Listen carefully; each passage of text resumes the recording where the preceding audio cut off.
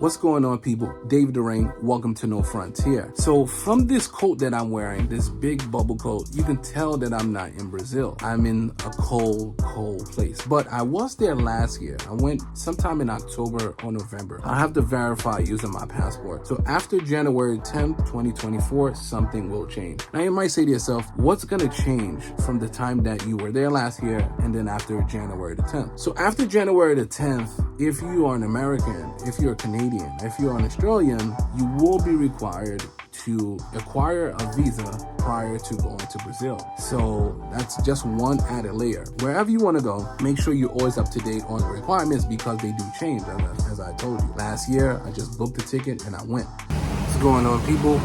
Back at it again. Headed to Brazil. Stay tuned. I'll show you everywhere I go and give you a little bit of backstory of me wanting to go there for so long.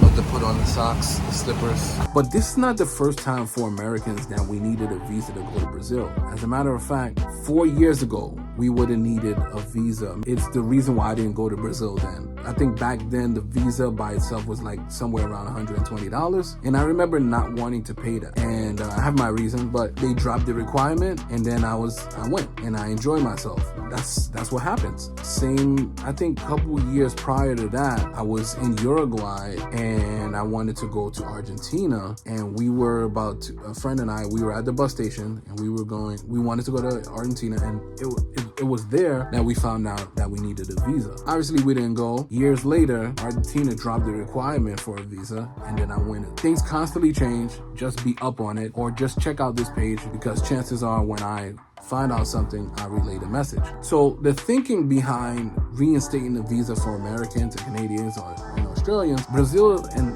I don't know if this has anything to do with the BRICS, all the nations that are coming together, but I think that Brazil is looking at it like, hey, we need to be on a level playing field.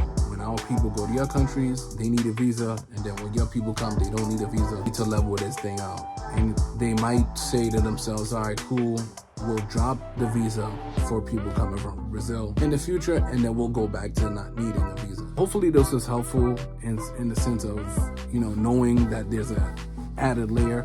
I don't know if I mentioned, but to get that visa, that e-visa, the best thing you can do is go to brazil.vfsevisa.com, right? So I just want you to know where to go if you have any questions about how to obtain that type of visa. It's e-visa. Typically it takes less than 5 days, but they encourage you to do it 2 weeks prior so you can, get it back in a timely manner. And also if there's something wrong, there's a little bit of time to send more information in so they can fix it in time of your departure. All right, so it won't interrupt anything you're trying to do. Hopefully that was helpful. If you have any further questions, let me know down below. I'm always here to help. Till next time, David Durain, over and out.